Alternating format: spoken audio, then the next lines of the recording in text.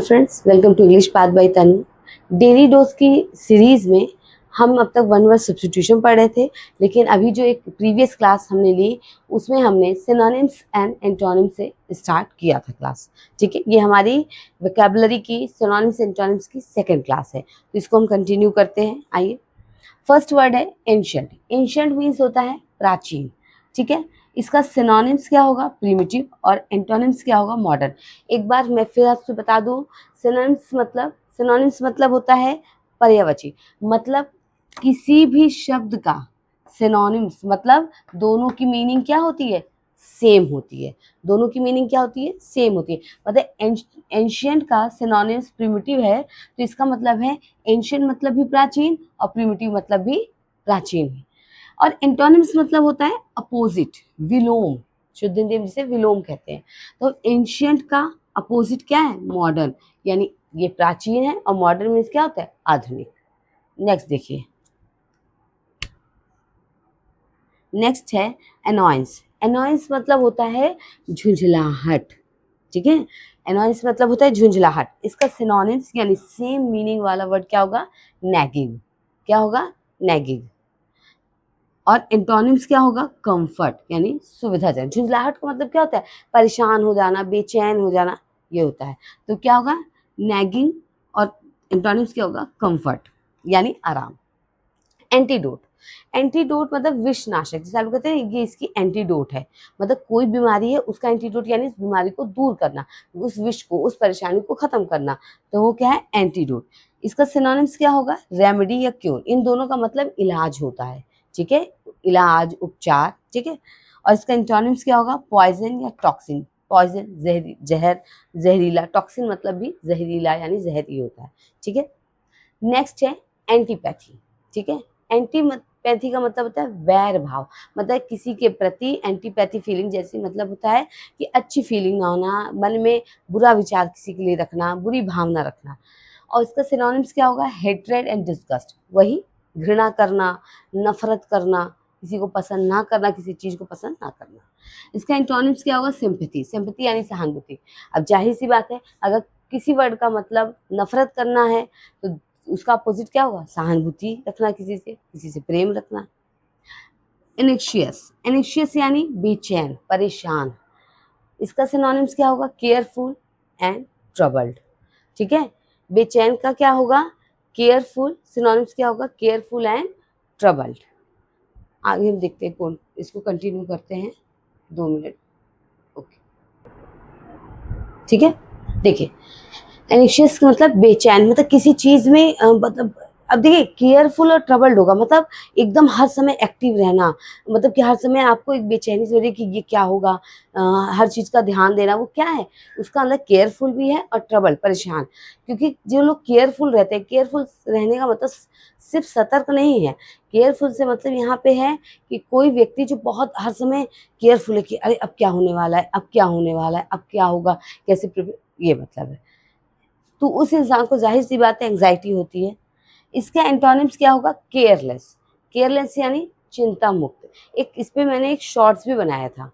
ठीक है, केयरलेस और केयर फ्री का। ठीक है, तो एंटोनिम्स क्या होगा? केयरलेस मतलब लापरवाह, जिसको किसी चीज की परवाह ना हो। और उसी में मैंने बनाया था केयर फ्री का। केयर फ्री का मतलब होता है चिंता मुक्त। ये इसका एक शॉर्ट्स बनाया। चलिए इसको कंटिन्यू करते हैं। अपैथी। अपैथी मतलब उदासीनता, यानी निष्क्रिय, पैसिव। ठीक है, उदासीन, क्या हो रहा है क्या नहीं पता ही नहीं, मतलब ही नहीं है। इसका सिनोनिम्स क्या होगा? कोल्डनेस, यानी ठंडा। जैसे आप लोग कहते हैं ना, अरे इसके अंदर बहुत एपैथी है, बहुत कोल्ड है, कोल्डनेस है, मतलब कोई चीज़ हो रही है, सब लोग उत्सुक है, लेकिन ये तो एकदम कोई, इससे कोई फर्क ही नहीं है कि क्या हो रहा है क्या नहीं हो रहा है।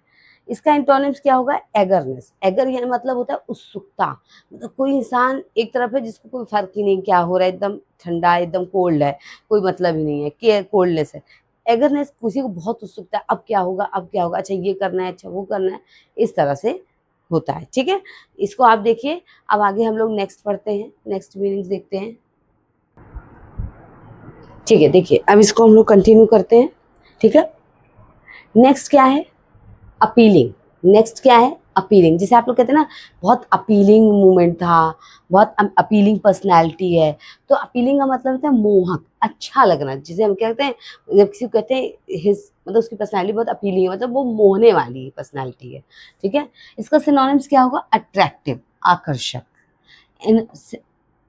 सॉरी, सिनोनिम्स क्या होगा, अट्रैक्टिव होगा यानी कि आकर्षक। एंटोनिम्स क्या होगा, रिपल्सिव, ठीक है।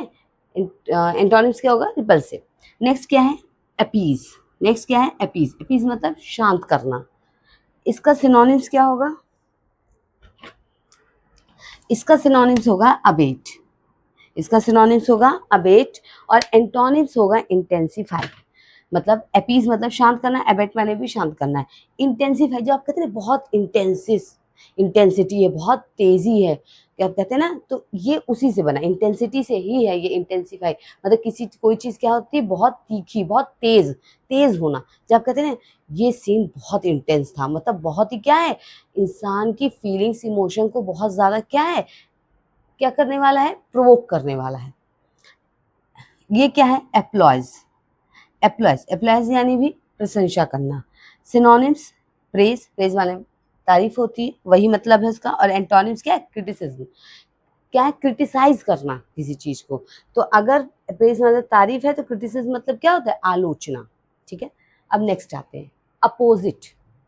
अपोजिट, ये अपोजिट नहीं है, ठीक है। ये अपोजिट मतलब जो विपरीत, ठीक है, ये वो नहीं है, ये अपोजिट है। अपोजिट यानी सही।